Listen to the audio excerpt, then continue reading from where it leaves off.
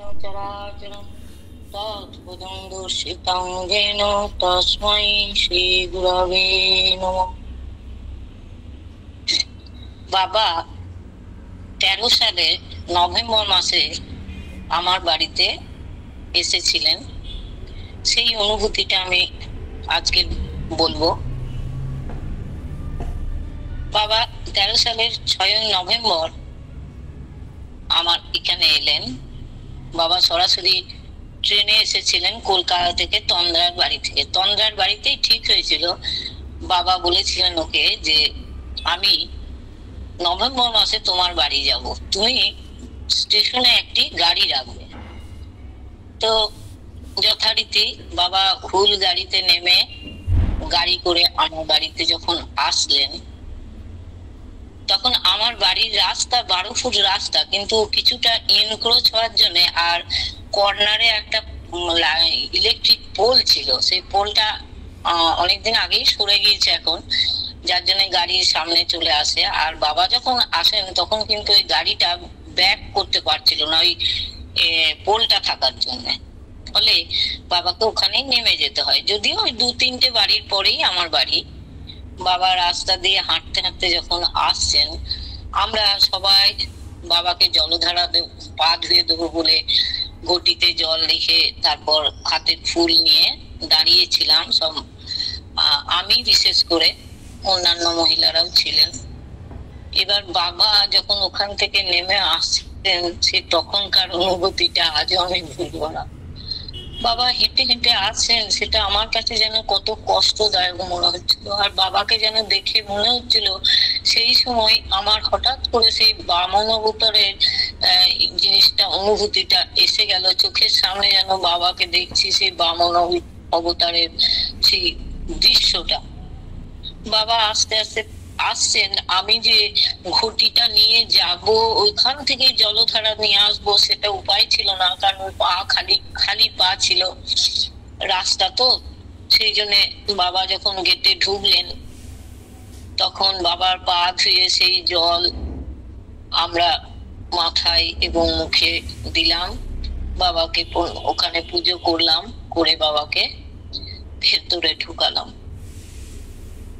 বাবা ঢুকলেন, সকল ভাই বোনদের তখন সন্দেশ আর জলের ব্যবস্থা ছিল, এবং তাদেরকে দেওয়ার পরে অনেকটা বেলা হয়ে গিয়েছিল বলে বাবা সঙ্গে সঙ্গে তাদেরকে নির্দেশ দিলেন যে তোমরা কেউ এখন হাত পা ধুয়ে আগে সেবা নিয়ে নাও, যেন তোমরা স্নানে এখন যেও না, অনেকটাই বেলা হয়ে গিয়েছে। তাই তারা সবাই সেবা দিতে বসে গেল। তখন আমার রান্না করার মেয়ে ছিল না, আমি রাত 3টে থেকে উঠে রান্না বান্না করেছিলাম। আমার কাজের লোকও শরীর খারাপ ছিল, করে আসেনি। তো যাই হোক, আমি বাবাদের আসার আগেই আমার সমস্ত কমপ্লিট হয়ে গিয়েছিল। এবার যখন সেবাতে তারা বসলো, তাদের সেবা হয়ে যাওয়ার পর বাবাও সেবাতে বসলেন। আমার এখনো মনে পড়ে, বাবার জন্য একটা গাঁদাল পাতার ঝোল করেছিলাম, পটলের তরকারি করেছিলাম, আরো অন্যান্য করেছিলাম, চাটনি টাটনি, ওগুলো আর এখন বলছি না। তো বাবা সেবা দেওয়ার পর বাবা নাকি একজন মামুনি বললেন যে বাবা আজকে পটলের তরকারিটা তোমার এত ভালো হয়েছে, 2বার চেয়ে খেলেন। আমার তখন খুব আনন্দ হলো। আমি কোনোদিন গুরুকে এইভাবে সেবা দেওয়ার কথা ভাবতেও পারিনি। গুরু যে আমার গৃহে অবতরণ করবেন তাও আমরা জানতাম না। আমরা এই যে বাবাকে অনেক বলে যে বাবা যে এত তাড়াতাড়ি আমার গৃহে প্রবেশ করবেন দীক্ষার কিছুদিন পরেই, মানে কয়েক সাল, 5 সাল থেকে 13 সালের মধ্যে বাবার তো প্রোগ্রাম থাকে প্রত্যেক বছরেই, কিছু না কিছু প্রত্যেকটাই বাবার হিসেব করা থাকে। আমার কর্তা প্রায় বলতো বাবা আমার বাড়িতে একবার যদি আপনি চরণ ধুলি দেন তাহলে খুব ভালো হয়। বাবা তখন বলেছিলেন যে যাবো। বাবাকে আমি বলেছিলাম বাবা আমার ঘর তো বিশাল নয়, 2তলা, কিন্তু ছোট রুম। তো বাবা বলছেন, মা নিজের হৃদয়টা দেখে বললেন, মা ছোট ঘরে কিছু হবে না, এটা বড় হলে হবে, মানে হৃদয়টা বড় হলেই হলো। তো ভক্তরা সবাই এসেছিল যখন আমার যে বাড়িতে, এই যে কি আনন্দ, কি যেন একটা সমারোহ চলছিল, খুবই ভালো লেগেছিল। 6, 7 এবং 8 তারিখে ছিল আমাদের এখানে একটা সংস্থা আছে, যারা যেসব বয়স্ক মানুষরা 80টা পূর্ণচন্দ্র দর্শন করেছে তাদের জন্য শ্রদ্ধা নিবেদন করা হয়। তো সেই শ্রদ্ধাঞ্জলির যিনি হত্যাকর্তা তিনি আমার কর্তার সঙ্গে যোগাযোগ করে বলেছিলেন উনি যখন আসছেন তখন আমরা একটা প্রোগ্রাম রাখবো, আপনি যদি ব্যবস্থা করেন। তো বলে ঠিক আছে, খুব ভালো হবে। তাই সেদিনকে সেই শ্রদ্ধাঞ্জলির যেটা 8 তারিখে ছিল সন্ধ্যেবেলা বিকেল বেলা আমার বাড়িতে, আর ছাদের মধ্যে সেটা কে বললেন কিছু সেদিন শ্রদ্ধাঞ্জলি 8 তারিখে যখন দেওয়া হয়েছিল বহু লোকের সমাগম হয়েছিল।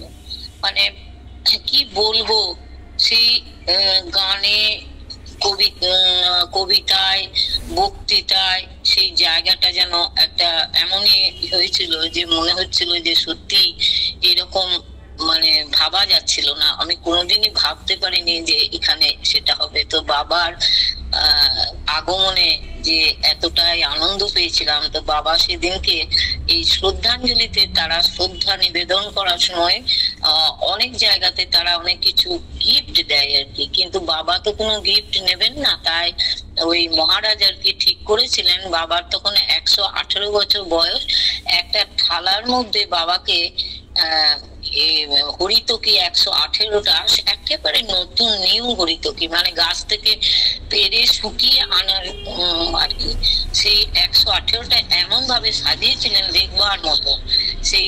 সেইটা বাবাকে নিবেদন করেছিল, আর একটা গীতা দিয়েছিলেন। তো সেই সময়টা বলি, বাবা সেই চেয়ারে যে বসেছিলেন এবং বসে থাকার সময় বাবাকে দেখে মনে হচ্ছিল বাবা যেন ব্রহ্মানন্দ সাগরে ভেসে গিয়েছেন। কারণ বাবা সকল ভক্তদের মঙ্গলার্থে বাবা যেন ভগবানের সঙ্গে একাত্মা হয়ে গিয়েছেন। বাবার সেই দৃশ্যটা আজও ভুলবো না। আমরা সবাই বাবার দিকে তখন তাকিয়েছিলাম। বাবার সেই আনন্দ কি, মানে সেই যে বাবার দৃশ্য, বাবার সেই যখন বাবা এমনিতেই যখন গুরু পূজা হয় বাবা যেরকম ভগবানের সঙ্গে মিলিত হয়ে যান, যেন একাত্মা হয়ে যান, সেইটাই যেন একাত্মা হয়ে যাওয়ার সেই দৃশ্যটা যেন আজও ভুলতে পারি না। তারপর এই অনুষ্ঠান হওয়ার পর সবাই বক্তৃতা রাখলো, আমার হাজবেন্ড বক্তৃতা রাখলো যে বাবার আসার ব্যাপারে অনেক কিছু বললো। আমার বাড়িটা সেদিন যেন পবিত্র, আরো পবিত্রময় হয়ে উঠলো, যেন মনে হলো এত। আমি সেখানে জলযোগের ব্যবস্থা রেখেছিলাম, লুচি বোঁদে, তারপরে আপনার ওই ছোলার ডাল, তো এইসব আমাদের সমস্ত ভক্তদের সেবা দেওয়া হয়েছিল। খুব সুন্দর ভাবে অনুষ্ঠানটা, এবং বাবা নিজে যখন অনুষ্ঠান শেষে সন্ধ্যেবেলা বাবা বলছেন আজকের অনুষ্ঠান খুবই ভালো হলো। আর এক ভক্ত ঠিক তারপর দিনে বাবার এই গল্পটা করি, বাবা ফল খান না, দুধ খান না, এগুলো আমরা তো সবাই জানি। আমরা প্রথম তখন তো বাবাকে ভাবতাম যে হ্যাঁ বাবা তো এগুলো সেবা দেন না বলে হয়তো বাবার কাছে নিয়েও যেতে পারতাম না।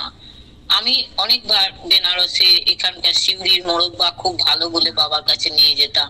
বাবা বেলের মোরব্বাটা সেবা দিতেন, আমরা খুব আনন্দ পেতাম তাতে।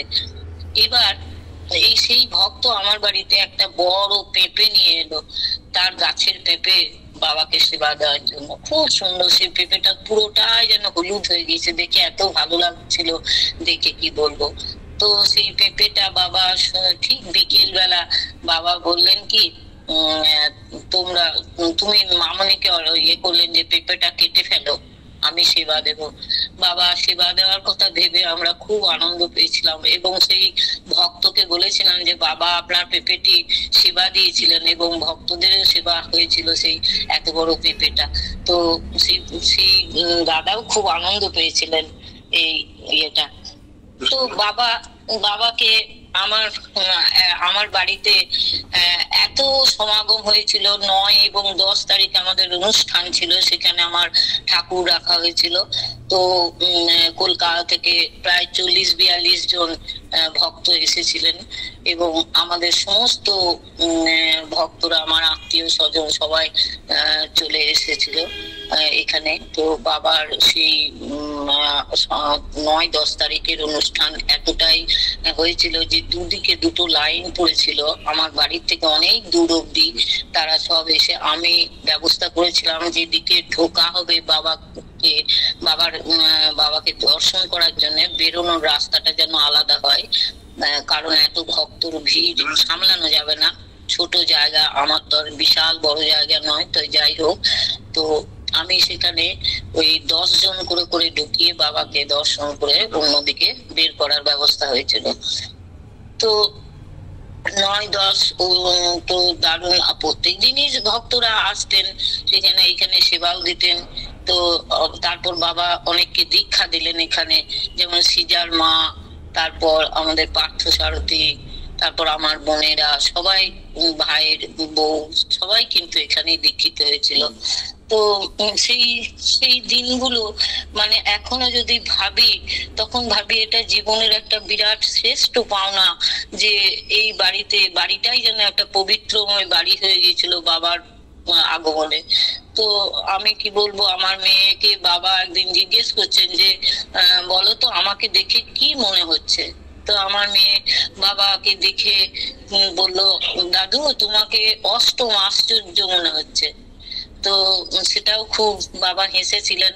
তারপর বাবা একদিন বাবা বললেন, বাবার কাছে শোনা যে এই শিউরিতে আমি বহু আগে একবার এসেছিলাম, যখন ডাক্তার গড়াই এখানে পোস্টিং ছিল।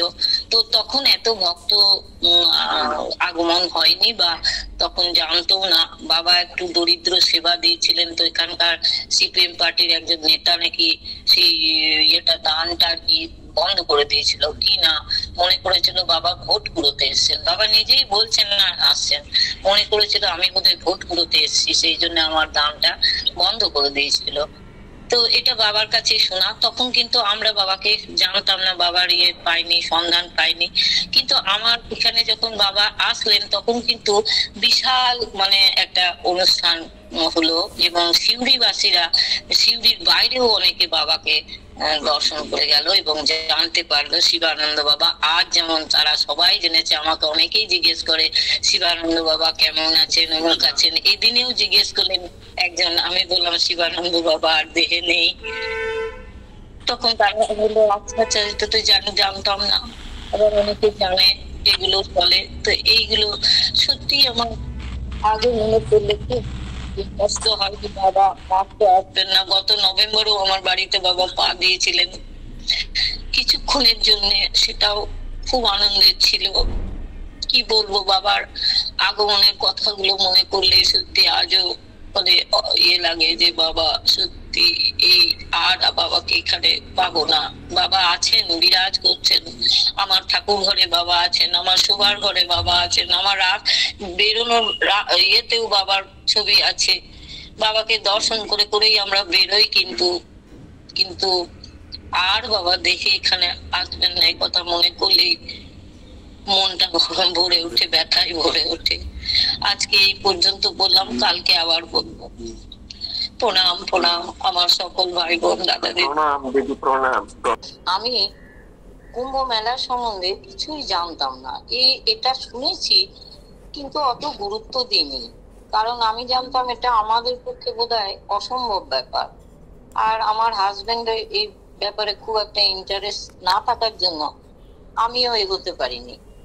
কালিন্দিতে যখন 13 সালের আগে যখন কুম্ভ মেলা হবে, তার জন্য সব ভাই বোনেরা দেখছি টিকিট কাটার জন্য টাকা পয়সা দেওয়া নেওয়া করছে আর কি। সেই সময় আমি ছিলাম, কিন্তু আমার মনের মধ্যে কোনো রেখাপাত করেনি। যখন যথারীতি জানুয়ারি মাসে কুম্ভ মেলা আরম্ভ হয়, মকর সংক্রান্তির প্রথম স্নান হয়ে গিয়েছে, দ্বিতীয় স্নান মৌনী অমাবস্যা সেটাও হয়ে গেল। এমন সময় আমার বাড়িতে একজন বক্রেশ্বর থেকে মহারাজ এসেছিলেন। তিনি মাঝে মাঝে আমাদের বাড়িতে আসতেন। এসে কথায় কথায় বলছেন, আমি কুম্ভ মেলায় যাবো অমুক তারিখে, ওই মাঘী পূর্ণিমা স্নানটা করব। উনি যেই বললেন আমার মনটা কেমন একটা যেন হলো, আর আমি ওনার সঙ্গে বলতে লাগলাম আমাকে নিয়ে যাবেন মহারাজ। বলছে আপনি যাবেন, আমরা তো ইলামবাজার থেকে একজনকে ঠিক করেছি, তিনি নিয়ে যাবেন আমাদেরকে। তো আপনি যদি যেতে চান, আচ্ছা দেখি আমি যাই, জিজ্ঞেস করি কি কি খরচ লাগবে, কবে রওনা দেবো, এইসব কথা বলতে লাগলো। যথারীতি উনি বক্রেশ্বর থেকে আমাকে ফোন করলেন, করে সব বললেন। আমার হাজবেন্ড তো এই কথা শুনে অবাক হয়ে বলছে তুমি মাথা খারাপ হয়েছে তোমার? আমি জানি যে গাড়িতে প্রচন্ড ভিড়, আর কোনো রিজার্ভেশন পাওয়া যাচ্ছে না, আর এই অবস্থায় তুমি একলা মেয়ে ছেলে, কোথায় কি হবে তার ঠিক নাই। কুম্ভ মেলা কি চারটিখানি কথা? এখানে একলা একলা তুমি ওই মহারাজের সঙ্গে চলে যাবে ওদের দলের মধ্যে, কোথায় কি হবে, গাড়িতে পাবে না, টিকিট পাবে কিনা তাও সন্দেহ আছে। এসব নানান কথা বললো। আমি তো একটু ভয় পেলাম, অথচ আমার মনের মধ্যে একটা কি যেন হতে লাগলো। তো রাত্রিবেলা ঘুমোতে গিয়ে দেখছি আমার ঘুম আসে না। আমার এতটাই উচ্চাটন হতে লাগলো মনের মধ্যে যে আমি কি করে এই কুম্ভ মেলাটা তাহলে আমার ভাগ্যে নেই, আমি তাহলে যেতে পারবো না। খুব অস্থিরতার মধ্যে রাত্রিটা কেটে গেল। তারপর এই কথা শুনে আমার হাজবেন্ড বাবাকে ফোন করলেন। তার আগে আমি ফোনে জানতে পেরেছিলাম তন্দ্রার কাছ থেকে যে ইয়েতে তাঁবুতে জায়গা নেই, প্রচন্ড ভিড়, কাকিমণি তুমি আসার চেষ্টা করো না। সেটা মৌনী অমাবস্যার আগে। এবার বাবাকে যেই আমার হাজবেন্ড ফোন করলো, তখন বাবা খুশি হয়ে আসো আসো বলো। আমার হাজবেন্ড বললো আপনার মেয়ে যেতে চাইছে, ভীষণ ভাবে হচ্ছে কুম্ভ মেলাতে, তখন আসো আসো আসো তোমরা আসো, আমি নিজে গিয়ে নিয়ে আসবো তোমাদেরকে। বাবা এইসব বলাতে তখন ও বললো বাবা টিকিট পাবো কিনা সেটা তো একটা ব্যাপার, কারণ প্রচন্ড ভিড়, রিজার্ভেশন পাওয়া যাচ্ছে না। আরে দেখো, বাবা এই কথা বললেন। তো গিয়ে সেদিন বাজারে যেতে গিয়ে হঠাৎ করে মানে স্টেশনের দিকে চলে গেল। স্টেশনে গিয়ে ও জানে যে আমি কোনো মতেই টিকিট পাবো না, তবু রিজার্ভেশন অফিসে যেই গেল, খোঁজ করে দেখা গেল মাত্র মাত্র টিকিট, আর কোনো মানে একটা আছে তাও নয়, আবার আরো বেশি আছে তাও নয়, অথচ দুটি। তখন ওর মনে খুব রেখাপাত করলো যে দুটো রিজার্ভেশন ফাঁকা, তাহলে এটা বাবারই কৃপা নিশ্চয়ই। সঙ্গে সঙ্গে ও টিকিট কেটে নিল। এবার টিকিট কাটার পরে আমরা যেদিন রওনা দিলাম, সেদিনে দুটো একটা তো ভারী হবেই, কারণ ওখানে ঠান্ডা বলে গরম জামা কাপড়ও কিছু নিয়ে গিয়েছি। এবার দুটো ব্যাগ ভালো ভারী। ওখানে দুর্গাপুরে গাড়ি, আমরা দুর্গাপুর থেকে যাব, দুর্গাপুরে দাঁড়িয়েছি যে প্ল্যাটফর্মে, হঠাৎ করে ট্রেন আসার মুখেতে অ্যানাউন্স হচ্ছে যে অন্য প্ল্যাটফর্মে। এবার তো খুব মনের মধ্যে একটা কেমন যেন হতে লাগলো, এই বাবা টেনশন হতে লাগলো, গাড়ি ঢুকে যাচ্ছে, আমরা ওই প্ল্যাটফর্মে যেতে পারবো কিনা, এসব নানান চিন্তাতে দৌড় করে সে কোন রকম ওভারব্রিজ বেরিয়ে গিয়েছি, গাড়ি ঢুকে গেছে। এবার গাড়িতে উঠেই দেখছি মানে গাড়ি ছেড়ে দিল। যাই হোক, ওখান থেকে বাবা বলেছিলেন বেনারস থেকে তোমরা যখন আসবে বাসে, তখন বাসের ওই প্রয়াগে এলাহাবাদের আর কি ব্রিজটা প্রথমে নেমে যেতে বলেছিলেন। সেই মতো কন্ডাক্টরকে আমার হাজবেন্ড বলেছিল যে প্রথম ইয়েতেই নামিয়ে দিতে। ও বাবা, সে গাড়ি কিছুতেই থামলো না, ব্রিজটা পুরো গিয়ে থামলো। এবার সেখানে যখন নেমেছি, নামার পরে দেখছি মা কিচ্ছু তো নেই, রিক্সাও নেই, কিভাবে মানে এতটা রাস্তা, আর পথের মধ্যে তো একটা ক্লান্তি থাকেই। তো আমরা হাঁটা শুরু করলাম, শুরু করতে করতে মাঝখানে এসে দেখছি একটা রিক্সাও নিয়ে যাবে আমাদেরকে, তো তাই চেপে বসলাম।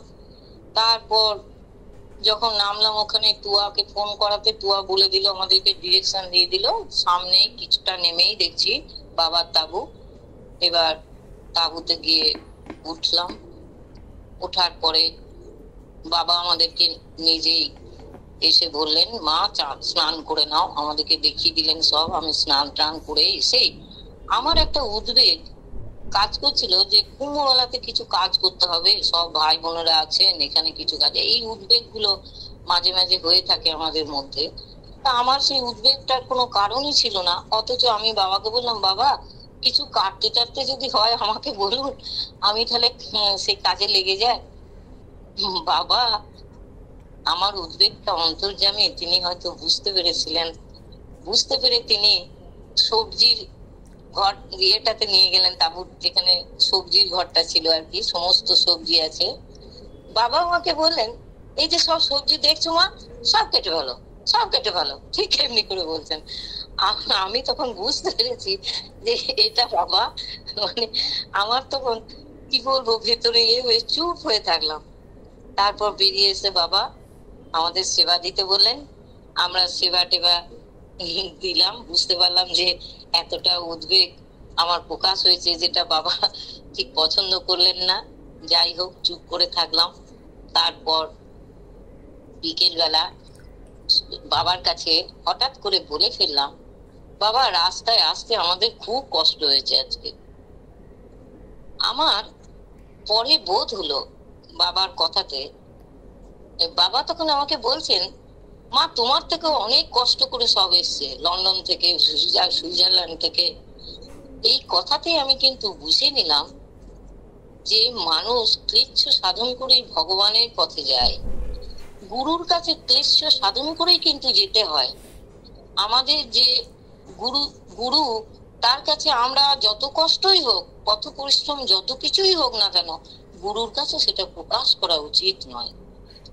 আমি কিন্তু তখনই থেমে গেলাম।